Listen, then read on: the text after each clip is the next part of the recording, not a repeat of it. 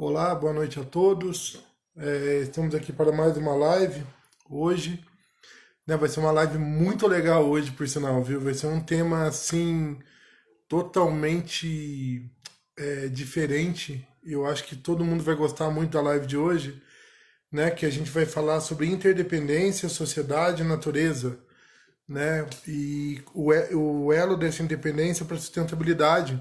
E nós vamos ter uma super convidada aqui hoje, né, que é a professora, doutora, mestre, a Maria José, lá de Recife, né?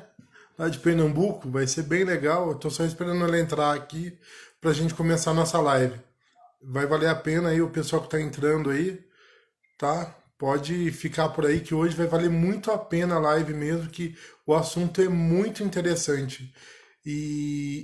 Ela tem um currículo absurdo, né, a professora Maria José, tá? Eu tô só esperando ela entrar aqui. Ela entrando, eu já convido ela para participar da live.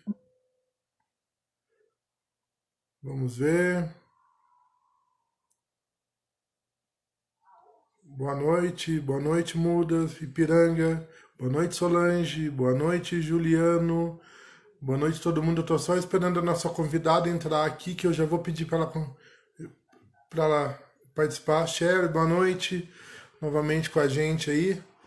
Eu tô só esperando a convidada nossa entrar, que eu já vou convidá-la para a gente começar a nossa live, tá? E vai valer muito a pena essa live de hoje, com certeza, porque é uma pessoa de um conhecimento incrível, que já participou de várias ações ambientais, inclusive ela fez parte do relatório.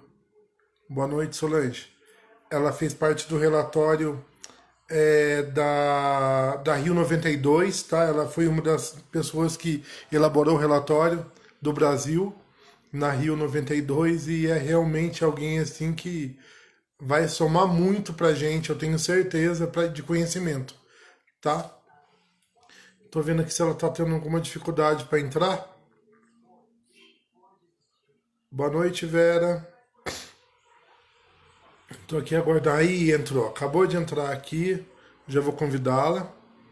Acabou de entrar, para a gente já iniciar nossa live, que hoje promete e muito a live de hoje, com certeza. Boa noite, professora. Eu vou pedir para a senhora virar. Isso aí, isso. Mas tá tudo. Aí, agora enquadra um pouquinho para baixo a imagem. Um pouquinho mais para baixo. Boa noite, Thaís. Boa noite, todo mundo que está aí. Agora sim. Agora deu uma travadinha aí na imagem. A professora ela não é muito acostumada a fazer live, pra falar a verdade. Essa é a primeira live que ela está fazendo, tá, gente? Então é bem legal estar com ela aqui. Boa noite, Thaís. É, vamos ver aqui, deu uma travada na imagem aqui. Vou convidá-la novamente aqui. Aí, caiu, acabou caindo a conexão dela, tá? Estou esperando ela voltar. Então, como eu disse, gente, é a primeira live que ela faz, tá? Então, assim, ela não está muito adaptada à tecnologia. Aí, vamos lá.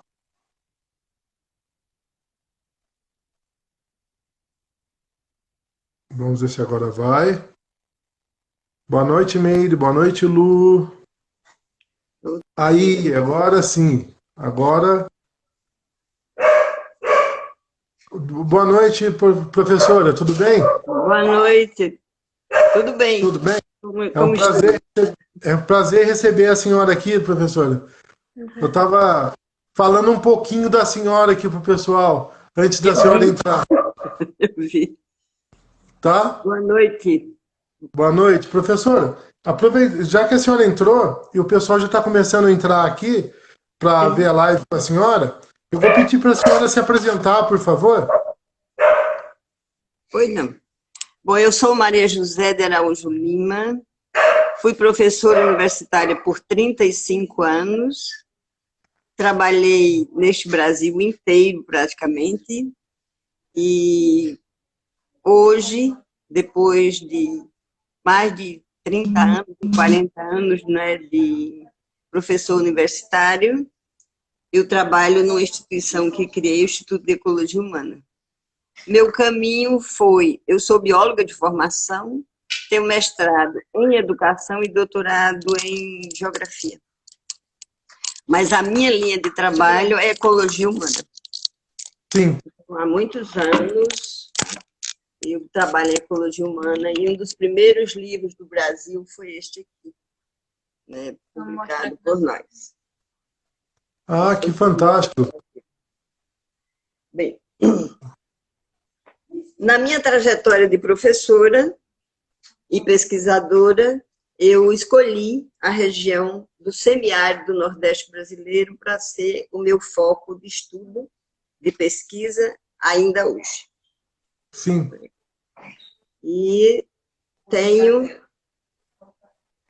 assim, tido muitas alegrias, às vezes muitas preocupações e às vezes muitas tristezas.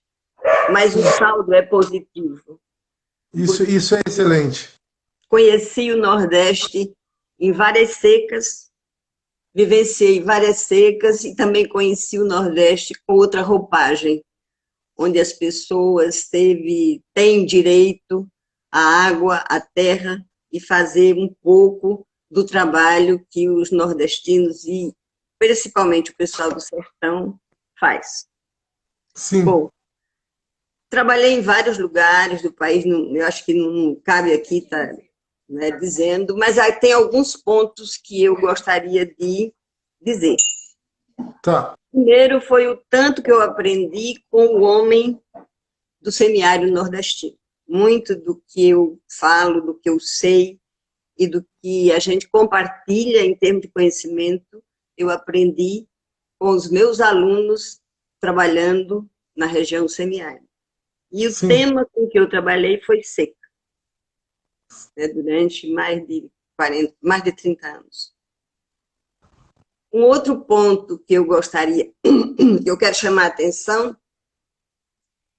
é que eu aprendi com a natureza, estudando ecologia, que você tem muitas lições vindas da própria organização dos ecossistemas. Sim. Por exemplo, na Caatinga, você encontra a distribuição das plantas muito agrupadas, as plantas que são arbóreas e as plantas que são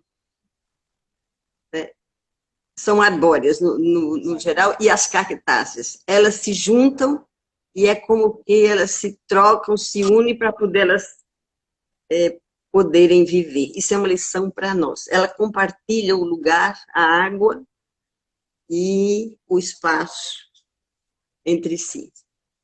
Então, essas lições, também aprendi uma grande lição no semiárido nordestino, e isso foi uma coisa que me tocou muitíssimo. A alma do sertanejo, ele é uma alma que merece o maior respeito do mundo. Sim. Sabe por quê? Por quê, professor? Ele dá tudo que tem e fica sem nada.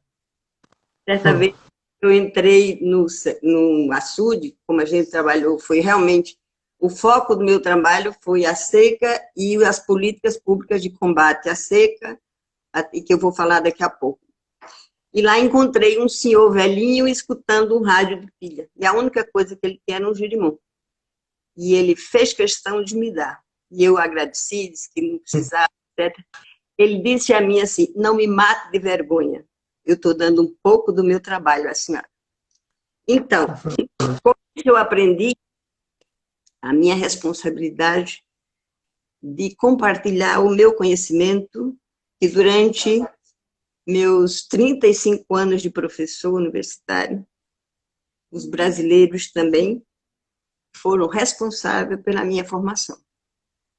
Eu recebi do governo brasileiro, e mais especificamente da população brasileira, a possibilidade de me capacitar e fazer todos os cursos e ter todas as experiências possíveis.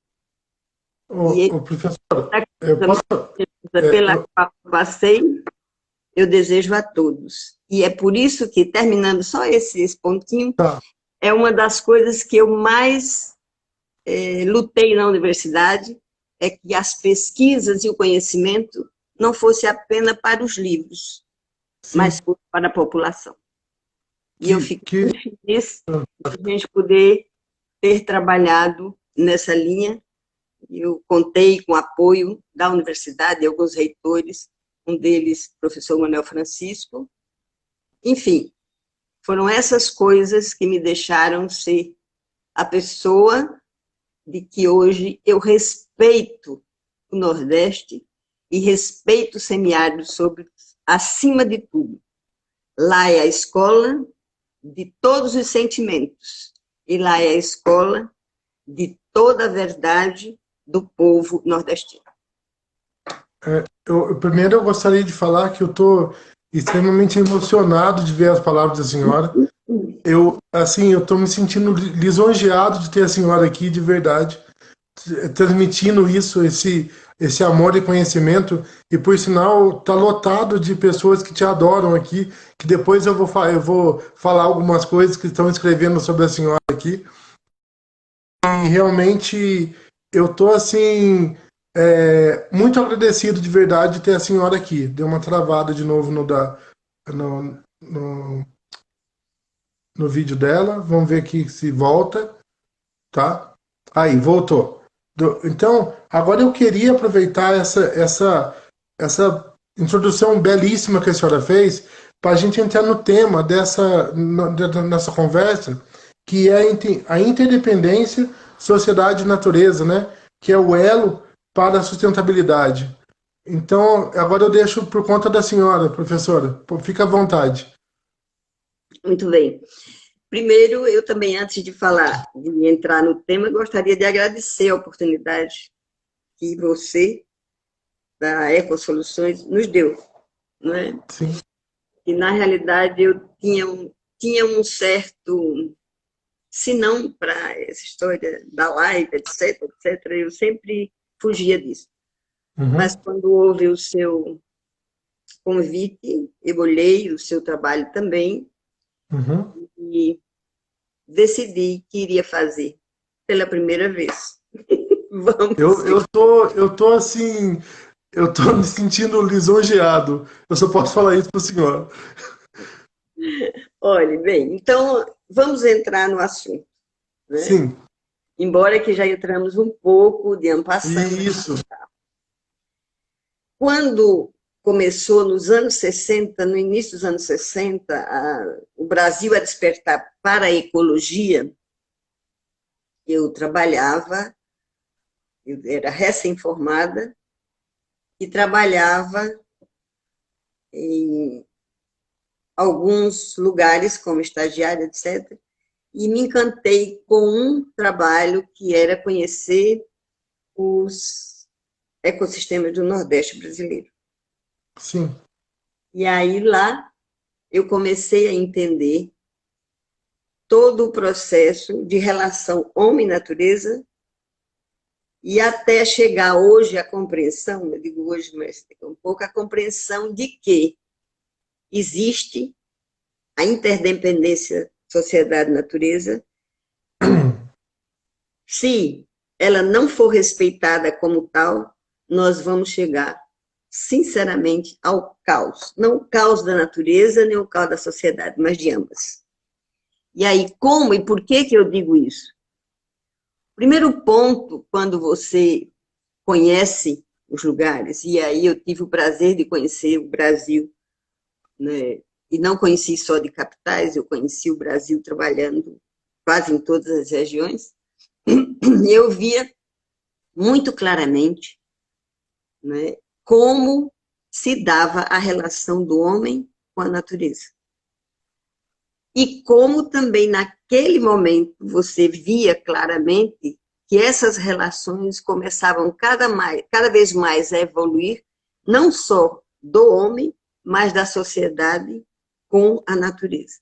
Então, você tinha o homem, que ele se relacionava com a natureza desde antes, né? Então, ele era um ser humano, mas naquela ocasião, toda a ecologia estava voltada para o verde pelo verde. E, ao andar pelos ecossistemas todos, Mata Atlântica, Caatinga, Cerrado, eu sempre via e percebia que em cada lugar o homem se relacionava de uma forma bem peculiar. E aí eu fui despertada para não trabalhar assim a base da ecologia energética, mas sair para um outro campo maior.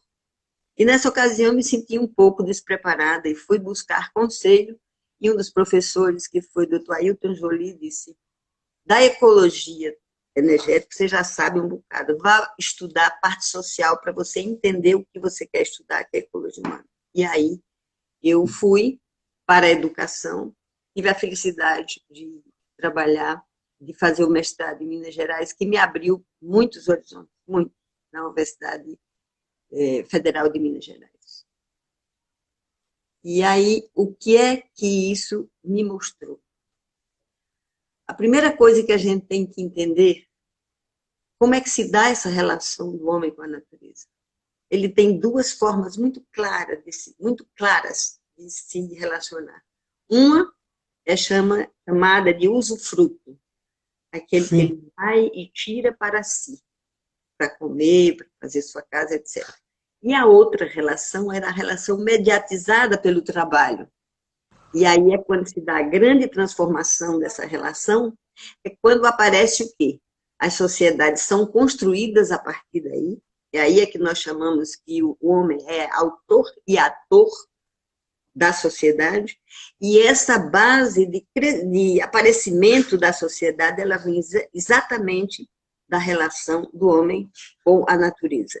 E o que é que o homem faz? No caso, a sociedade faz. Ela vai e ressignifica os elementos da natureza, e ao ressignificar, por quê? Porque ela põe dentro dos elementos da natureza aquilo que nós chamamos os valores, não é, de troca. E aí você tem exatamente o elemento da natureza se transformando em recursos naturais. E à medida que vai se transformando em recursos naturais, o que é que acontece com o homem? Ele vai se organizando em sociedades até chegar ao que a gente hoje tem, né? E aí vem o segundo ponto. Ele vai ter essa relação básica, essa relação se transforma, e aí começam as suas atividades produtivas baseadas exatamente na disponibilidade agora dos recursos naturais, ou seja, dos elementos da natureza que tem embutido dentro de si os valores sociais de uso e troca. E aí está dado a complexidade da evolução que nós vamos chegar hoje. Alguns exemplos nós podemos dar. Eu posso dar mais do semiárido, porque eu tenho mais propriedade nisso, mas tem também, por exemplo da Amazônia, enfim, de todos os lugares. E aí vamos vir para o segundo ponto. O segundo ponto vai ser o quê? A população começa a formar núcleos que depois vão ser chamados de núcleos urbanos e, por fim, cidades. E aí aparece um aspecto que eu acho de uma importância grande, mas também que vai ser o cerne do que hoje nós estamos passando. Quando o homem sai, né, do seu lugar e vai construir a cidade, o que é que ele faz? Ele esquece que o rural e o urbano têm que estar juntos. E ele começa a colocar todas as suas, vamos dizer assim, todos os seus equipamentos, toda a sua criação para o ecossistema cidade, que nós chamamos na ecologia de técnica ecossistema. E vai esquecendo um pouco da área de onde ele saiu, da zona rural.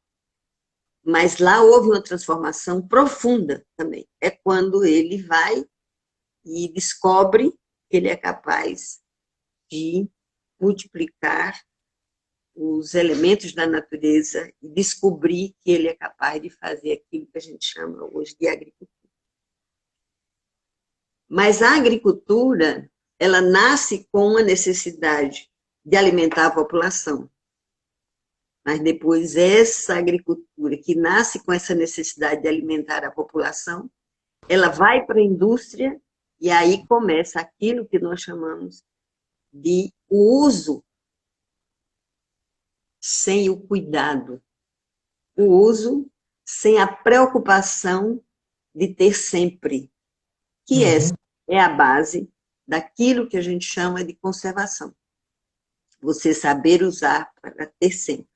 E essa frase me foi dada, não foi por mim, foi por um dos agricultores que trabalhou com a gente. Depois de muito tempo, que nós estávamos trabalhando quase mais de 10 anos, nós achamos que estava na hora de dizer que eles tinham que plantar as plantas da caatinga para repor. Porque a ideia deles era que não se plantava plantas da caatinga, se plantava milho, feijão, etc. E nós levamos a ele a isso, e no fim do nosso trabalho, quando a gente usava exatamente a oportunidade de devolver o conhecimento que a gente ganhou com eles e com o lugar deles, a gente fazia grandes reuniões com eles, e era no quintal, todo mundo sentado numa lona. Aí um deles levantou-se e pediu licença, na linguagem dele, vossos mercês, e disse: eu aprendi a grande coisa, que a gente tem que usar, mas saber usar para ter sempre. E esse é um grande ensinamento para as ciências da conservação hoje, né? Porque não é você trabalhar a intocabilidade dos recursos naturais, mas você saber usar para ter sempre. E aí nós envolvemos a questão da água, a questão da terra, a questão da vegetação, dos minerais, e assim vai por diante. Mas o que ocorre nessa evolução toda? Aí nós vamos para o segundo ponto.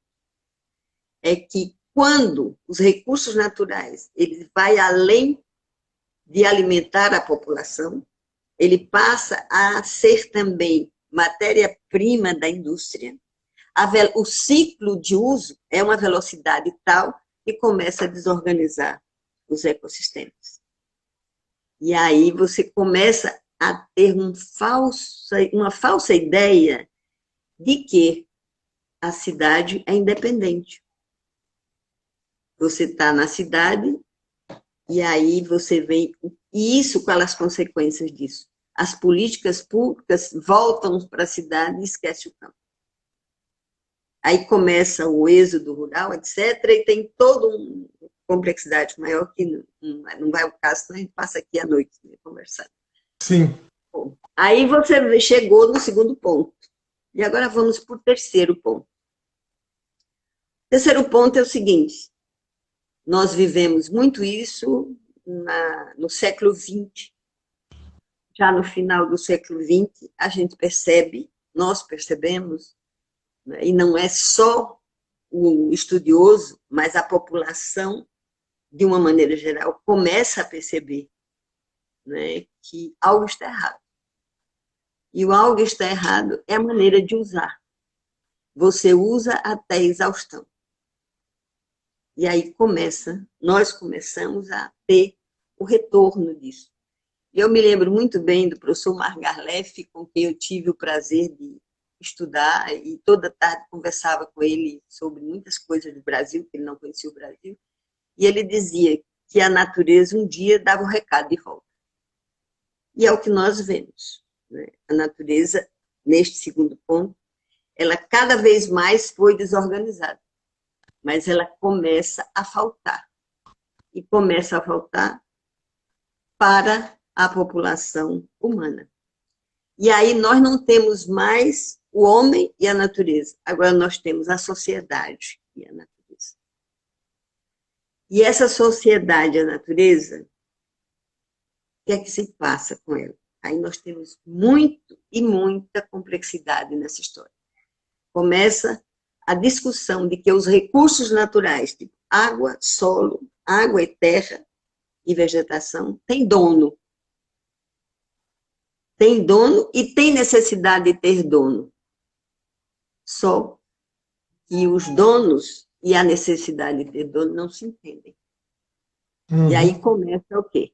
Começa toda uma questão de você ter os recursos naturais cada vez se escasseando, a população cada vez mais buscando formas de viver, e aí se dá um conflito que era natural. As sociedades se organizaram, o capital, né, a concentração de riqueza foi o grande problema e tirou da mão das sociedades pequenas a condição de trabalhar os seus recursos naturais. Aí vem tudo que você possa imaginar, tudo que você possa imaginar. A ilusão de que a cidade é ótima e o campo não presta, que é uma grande falácia.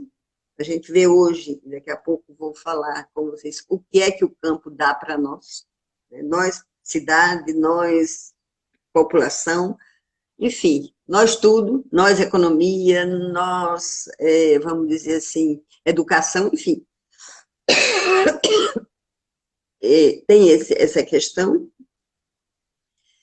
E mais ainda, de tudo isso, começam as pessoas compreenderem pouco da importância de você conhecer, não só conhecer para usar mais e concentrar mais riqueza, mas conhecer para que você possa usar em favor da população como um todo, não é só dos pobres, nem só dos ricos, mas de todos, ver a população como um todo.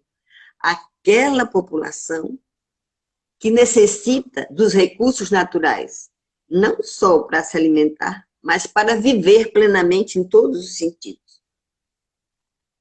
E essa questão vai, mais tarde, levantar aquilo que nós chamamos a questão ambiental, que ela surge nos anos 60, e vamos ver muito claramente essa discussão sendo levada na Rio 92. E que pena que ela foi levada na Rio 92 e não continua sendo levada. E a discussão é, agora nós estamos usando mais e de forma não cuidadosa os recursos naturais. E estamos na outra fase, que a fase é de você fazer o empilhamento do resultado do uso dos recursos naturais, ou seja, a produção dos resíduos sólidos. Nós estamos neste momento, se você andar no sertão, em vários lugares, você vê lixões, você vê então o quê? A saúde da população entra no jogo, né, da desorganização social e ecológica. E aí nós entendemos que estudar a ecologia, ela tem dois grandes braços, a ecologia energética e a ecologia humana. E a ecologia humana se preocupa no entendimento e na busca de ecossoluções, que você trabalha com isso, sabe, Luiz, para que a população possa realmente viver e viver bem. No meio dessa caminhada, vem a tecnologia. Enquanto nós passávamos bastante tempo para absorver informação e usar essa informação, você encontra na tecnologia, que é uma coisa fantástica, a gente hoje está aqui conversando, né? E o quê? A velocidade com que a informação é feita. Sim. E o que é pior? A velocidade com que a informação é feita. E muitas das populações, muitas das pessoas, etc., muitas pessoas, é claro, né, não se prepararam para receber a informação. E não se prepararam por quê? Porque a educação não se preocupou com o cidadão, para que ele tenha acesso à informação e saiba usar para o seu bem-estar. Mas a informação era sempre para quê? Mais indústria, mais indústria, mais indústria. E agora nós estamos vivendo um momento muito difícil, muito, porque a população cresceu no mundo inteiro, e no Brasil também, os recursos humanos, os recursos naturais estão cada vez mais comprometidos e ninguém sabe como repor adequadamente os recursos naturais. Nós buscamos hoje repor e minimizar o prejuízo daquilo que a gente não soube fazer.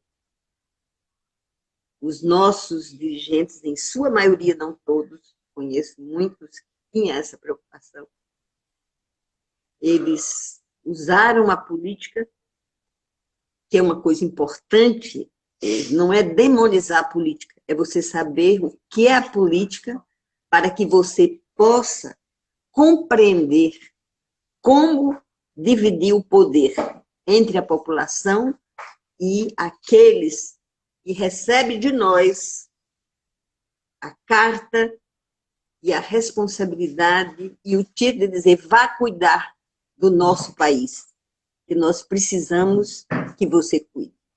E são poucos aqueles que fizeram essa missão.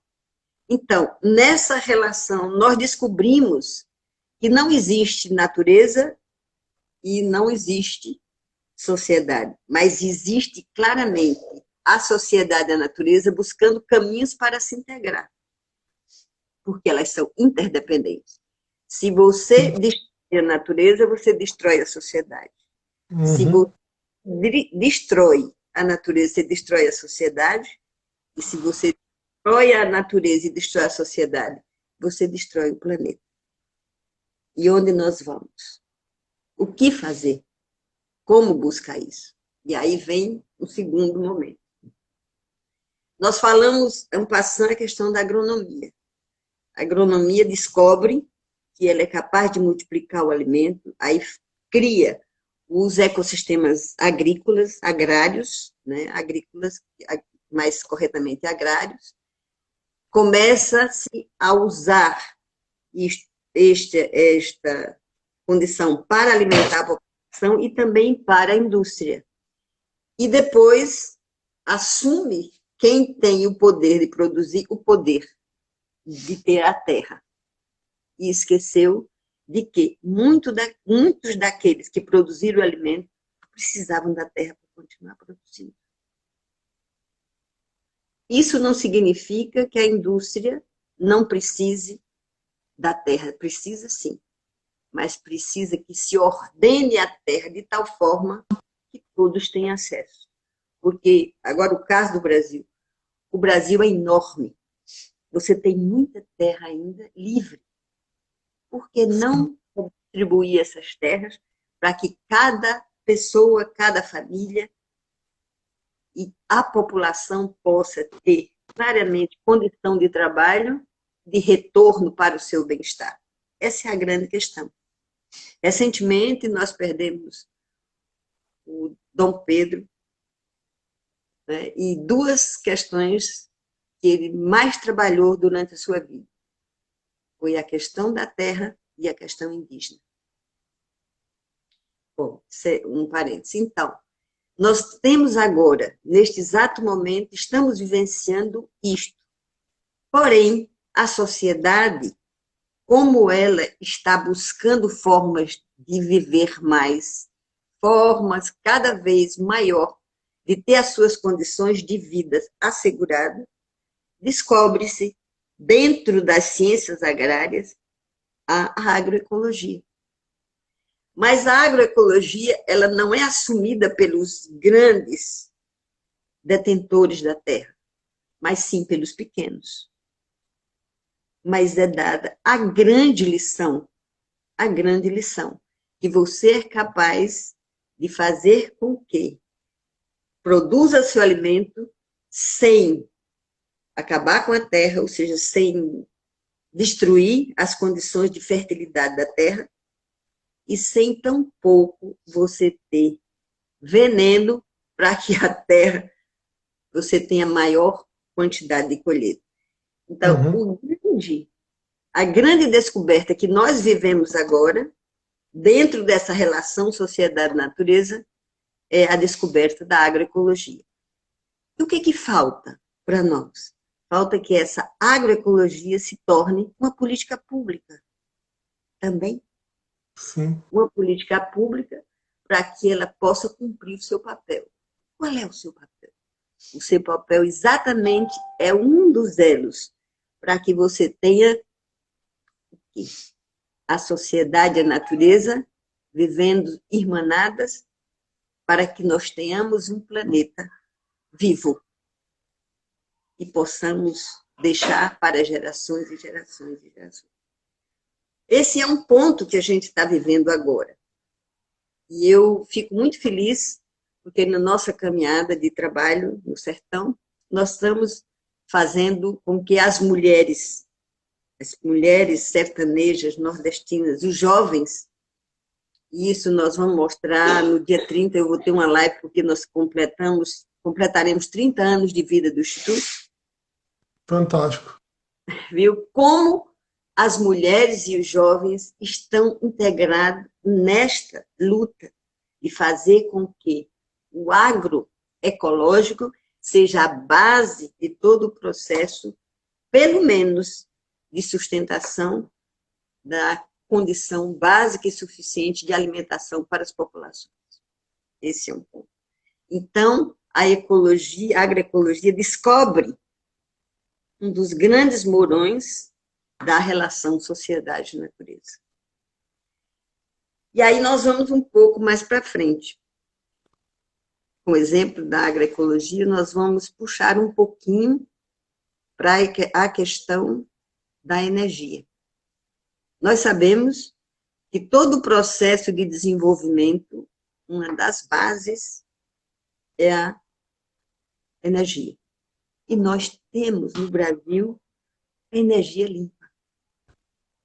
Me diga, muitos erros se passaram, sim, mas esse também está sofrendo uma transformação baseada nesta compreensão da interdependência sociedade-natureza, onde você tem a condição da produção de energia a partir da água, mas quando você começa a fazer a usina para produzir energia, desta vez você tem a compreensão de que não pode fazer descurando nem dos recursos naturais, nem da população humana. Você precisa trabalhar junto com ela. E eu espero que nas próximas usinas que sejam construídas, elas tenham a responsabilidade de, ao se escolher o lugar, trabalhe com a população, escutando o que é que aquela população deseja, o que aquela população vivencia e o que aquela população precisa para continuar a sua condição de vida. Sim. Não eliminando do lugar, mas introduzindo ela no lugar de uma forma harmônica. Eu não digo harmônica, eu digo equilibrada. Para mim é mais importante. Esse é um segundo ponto. Hoje a gente discute um problema que é preciso que todo brasileiro esteja alerta para isso. É a questão da água. A água é um bem público. E sendo um bem público, ele tem que se cuidar da água, primeiro, para não ser, na água, um depósito de lixo. Muitos rios, etc., né, sofrem isso. Um depósito de resíduo sólido, de uma maneira geral. Né? A outra coisa é que a população tem necessidade, dentro da sua relação sociedade-natureza, de ter acesso à água e ter acesso àquelas condições sanitárias para assegurar a sua saúde. E nós estamos vivendo, neste momento, com a pandemia, uma questão é por que não foi cuidado? Por que não se priorizou a questão, por exemplo, sanitária no Brasil? Por quê? isso era uma das coisas mais importantes que a gente podia ter. Com certeza. Porque se priorizou tanta coisa e se esqueceu daquilo que é básico para mim, para você, para todas as classes sociais do Brasil, todas, que é a sua condição sanitária. E nós estamos vivendo isso muito fundamente agora. Muito mesmo. E eu penso, e acho, eu aprendi uma coisa, dizer assim, toda derrota é sinal de uma grande vitória. Eu penso que nós vamos chegar a entender que essa pandemia, por cruel que seja, ela vai ter um saldo positivo. Nós vamos repensar a nossa vida de manhã. Não a minha individualmente, não a sua, mas a vida da sociedade brasileira. Sim, eu acredito muito nisso também. Muito. No sentido de condição sanitária, no sentido de condição de moradia digna. E terra nós temos, amigo. Recurso não nos falta. Não. O que falta é a decisão política disso acontecer. E isso é o retrato de uma relação desequilibrada da sociedade e da natureza. E agora vamos para um outro exemplo mais simples, muito mais simples, porém, que tem um peso enorme. É a questão, eu digo simples porque educação é a base de toda a população. Não só de lhe levar a questão de valores, mas também uma questão de postura diante de si e do outro. E é através da educação que nós poderemos entender o que somos, o que queremos e o que desejamos ser. Não só eu, indivíduo, mas eu, indivíduo e coletivo. E nós temos realmente muito claro, claríssimo, todas as lições foram dadas pela relação sociedade-natureza, toda, sem exceção de nenhuma. Você tem o uso, você tem as formas de uso e você tem o resultado dessas formas de uso, que poderá ser tão bom ou tão ruim. E nós parece que, durante muito tempo, nós optamos por aquilo que não é tão bom. Não digo 100%, mas digo 70% já é muita coisa para que a gente possa resolver. Bom, então, se quisermos o amanhã que responda ao bem-estar da sociedade, que responda ao equilíbrio ecológico, nós temos que ter claramente que temos que mudar nossos valores, nossa conduta e, por que não dizer, nosso modo de vida. Toda essa questão nos leva exatamente a uma reflexão do que estamos vivendo agora. A gente tem, e graças a ela, por gente, nós estamos aqui conversando, nós nunca nos vimos, mas estamos aqui conversando, né? Acredito eu, dentro dos mesmos, vamos dizer assim, dos mesmos desejos, sim, das mesmas com certeza. Enfim, procurando trabalhar dentro da nossa esfera de atuação, para que a gente consiga contribuir para um amanhã diferente. Sim. Nós temos agora, nesse exato momento, uma questão. E essa questão é fundamental para que a gente possa chegar ao amanhã. E essa questão é fazer com que exista apenas uma coisa: o respeito ao outro e o compartilhamento da base da vida, que são os recursos naturais. São esses dois pontos que a gente tem que entender. E aí eu posso chegar Uma das coisas que todo mundo tem falado muito e que eu já trabalhei bastante é tudo que a pessoa faz, diz assim, não, mas falta educação ambiental. Veja, educação ambiental não vou falar aqui, porque isso seria uma coisa, mas se um dia a gente puder discutir isso, a gente discute.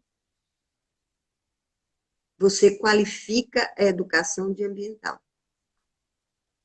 Mas para que ela tenha esse mesmo fruto de fazer o cidadão diferente, de ressignificar os valores, de levar a vida para o respeito, para a união, para um produto de sociedade ecossociológica, você precisa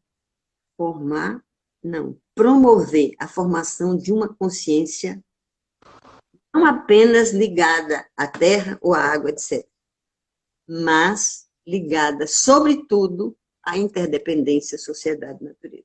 Se você não compreender isso, nós vamos ter pouco lucro na frente. Bom, acho que falei, pelo menos resumidamente, muita coisa. Poderíamos abrir para perguntas, se você quer, e você também perguntar alguma coisa, sabe? Sim. Alguma Bom, coisa. primeira coisa. Eu vi que a senhora é simpaticamente chamada de professora Zita, né? Que eu vi vários aqui, vários posts de vários alunos da senhora que estão aqui acompanhando e que estão... Tem gente até emocionada de estar vendo a senhora falar aqui, de tanto que adora a senhora e o conhecimento que a senhora tem para transmitir. Primeira coisa é isso. Segunda coisa, essa com certeza é a live mais diferente que eu já fiz na minha vida até agora, de todas as lives. Essa, se eu não me engano, é a 17ª ou 18ª live, ligada todas a temas ambientais. E é a primeira aula, é a primeira vez que eu faço uma live que literalmente eu tô tendo uma aula de uma professora, e que foi a que eu menos falei até hoje, sem dúvida, porque eu não tinha como nem interromper assim, a fala da professora, porque foi uma coisa fantástica. E eu tô assim, realmente extasiado no momento com o conhecimento da senhora e com a simplicidade que a senhora transmite o conhecimento da senhora. E isso é uma coisa linda, é fascinante, de verdade. Porque todo o objetivo nosso dessas lives, professora, foi justamente levar esse tipo de conhecimento para o máximo de pessoas possíveis e para o máximo de pessoas que têm acesso à internet. Tanto que todas as nossas lives estão salvas tanto no Instagram quanto no YouTube. Todas elas. E todas têm um conhecimento voltado ao quê? A isso que a senhora está falando, de conhecer realmente o meio ambiente e da interação a interação do homem e natureza. E a fala da senhora complementou de uma forma fundamental tudo que a gente está fazendo até agora. Eu acho de uma importância absurda que todo mundo que não conseguiu ver essa live por inteiro, e veja ela depois, que ela vai ficar salva, e pode comentar, pode mandar pergunta, pode fazer tudo. E aqui tem várias, quer ver? Eu vou até ler algumas coisas que mandaram aqui para a senhora. Tá, vamos lá. Deixa eu voltar aqui, tá? Porque eu acho que foi a live que teve maior quantidade de interação até agora do pessoal. Eu tô tendo que voltar aqui. Aí, voltei lá no começo, tá? Vamos lá. Nós tivemos aqui, a Sami falou que a senhora é uma pesquisadora incrível, tá? Daí depois nós tivemos aqui, por exemplo, espera a ideia, que eu tenho que descer, que tem tanta gente aqui. Aqui. Que emoção escutar a professora Maria José de Araújo Lima, a nossa professora Zita. Minha grande formação veio com seus ensinamentos. Foi a Vera que falou isso, tá? Aqui nós temos tá? Temos a Babi também. Nós aprendemos muito com a professora Maria José, uma mulher que nos inspira. Muita bondade também. Nós temos aqui ela novamente. É mesmo uma alegria a gente ter acesso aos ensinamentos. Que bom te ver. Beijo. A Solange mandou para a senhora também. Trabalhamos juntas muito. Grande mulher. Aí, então, aqui, ó, a Ilza Nascimento, uma grande Trabalha referência conosco. uma grande referência na educação ambiental, com uma larga experiência, com uma imensa sensibilidade no trabalho da ecologia humana, que implica uma interação responsável e amorosa com as comunidades. E realmente, o amor com que a professora fala é maravilhoso, professora. Ouvir do jeito que o entusiasmo que a senhora tem ao falar sobre as suas vivências, sobre essa interação que a senhora teve, colocando o homem simples como principal agente da fala da senhora, é uma coisa, é de uma espiritualidade absurda também, tá bom, professora?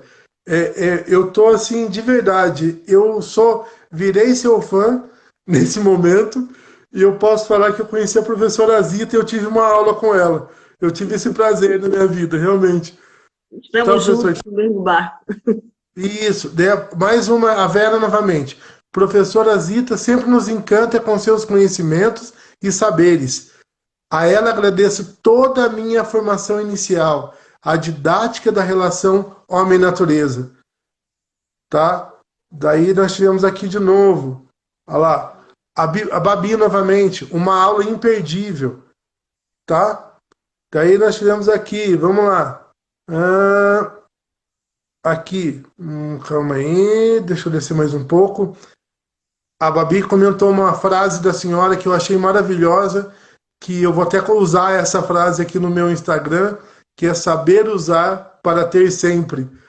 Essa frase realmente ela sintetiza muito do que a senhora falou, né, professora? Na verdade, eu É acho a que base da ciência da conservação essa. sim. A Ilza Nascimento novamente, uma aula de muito esclarecimento em uma linguagem simples e clara, que foi o que eu acabei de comentar com a senhora, né? A simplicidade com que a senhora transmite o conhecimento é uma coisa maravilhosa. Aliás, a Vera é uma fã incondicional da senhora, viu? Ela foi uma das pessoas que mais Há comentou aqui. muitos anos. É mesmo? A É. professora Zita é uma grande referência no pensamento só ecossocial. Que bom que ela, em cada canto, lugar, espaço e tempo, ela deixa nas memórias um passado presente que se materializa num pensamento de futuro. Aqui, a importância da fala dela na questão da grande parcela de terra disponível no território brasileiro para o uso agrícola. Um amigo meu, o Edu, que mandou isso aqui também sobre a senhora. Boa noite, professora Maria José. Sempre bom lhe ouvir. O Caio Lopes, que mandou também. Boa noite, o pessoal da Ecotilápia. Que bom ouvi-la, professora Zita. A Luciana Almeida Braga mandou para a senhora. E mandaram flores para a senhora aqui, coração, tudo. Tudo que a senhora imagina. Aqui o Caio novamente, né? Olha lá, ó. A Ecotilápia, faça outra, pois o conteúdo não falta para a professora. Com certeza, se a professora topar, eu quero fazer uma próxima, que hoje, eu tenho certeza, professora, que a senhora tem muito para transmitir para a gente. Agora o Caio novamente. A professora Maria José fez um papel fundamental no meu crescimento profissional e na minha atuação hoje como docente de uma IES pública. Ah lá, também uma excelente pessoa humana, a Solange falou. Ah lá. O Edu falou, não a conhecia. Confesso que foi uma enorme satisfação e grande oportunidade para o encorajamento diante da luta por uma política ambiental justa e necessária. A senhora acabou de ganhar mais um fã aqui, o Eduardo, um grande amigo meu, né? A Andréia falou que é lindo ver a senhora falar, tá? Hum, André, A Vanice, ela continua Vani, sendo grande pesquisadora e importante na formação de muita gente, como na minha. Grande abraço, Zita. obrigada. Para vocês Tá? todos agora. Então, assim, realmente é uma. A senhora tem uma legião de fãs aqui e ganhou mais fãs. E eu tô me sentindo. Hoje eu confesso que ontem e hoje foram 2 dias bem complicados aqui no escritório, assim, de muita correria, muita coisa para fazer, né? E eu posso falar que a senhora trouxe uma referência para mim fantástica. Eu tenho muito agradecido e muitíssimo obrigado por ter aceitado participar dessa live, professora Zita. Foi assim um aprendizado que eu tô assim extasiado, tá? Eu sabia que a gente aprende muito sempre, mas a senhora é um aprendizado. Uma das coisas que eu mais gosto na vida Hum, é compartilhar o que eu aprendi. Demais. Gosto mesmo. A minha filha diz que eu tenho, até em casa, quando tem a relação com a moça que trabalha aqui, ela diz, mamãe, você nasceu para ser professora mesmo, você ensina que... Eu tenho paciência disso. Mas uma grande coisa que eu tive na vida foi ter a oportunidade de aprender trabalhando e aprender com as pessoas do lugar. Não teve livro nenhum que me ensinasse tanto quanto eu aprendi escutando as pessoas, vendo e trabalhando com elas no campo.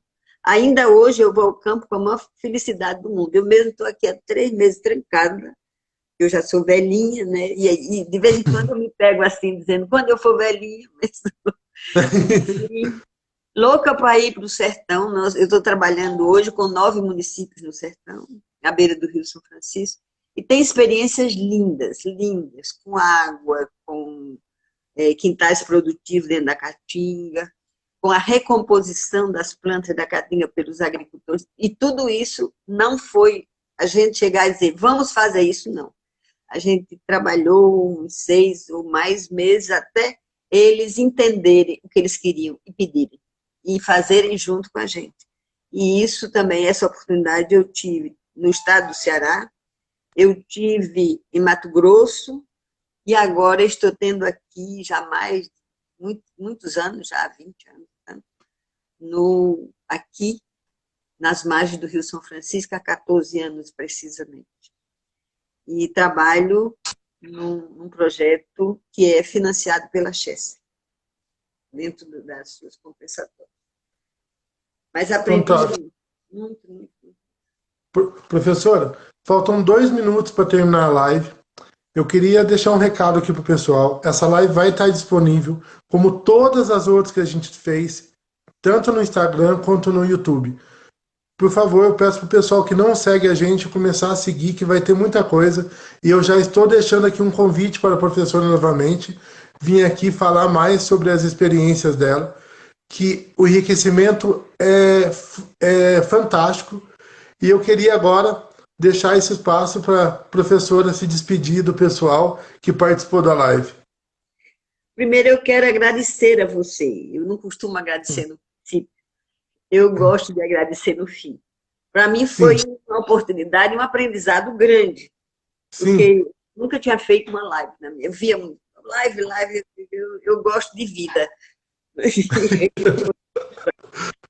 Eu quero agradecer a você.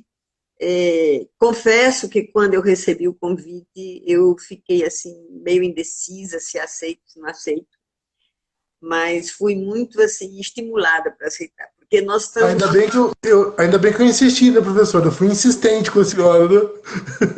Mas eu estou muito feliz de ter compartilhado com vocês esse momento, de agradecer, né, a você e a todos que fazem a Ecosoluções, essa oportunidade que nós tivemos.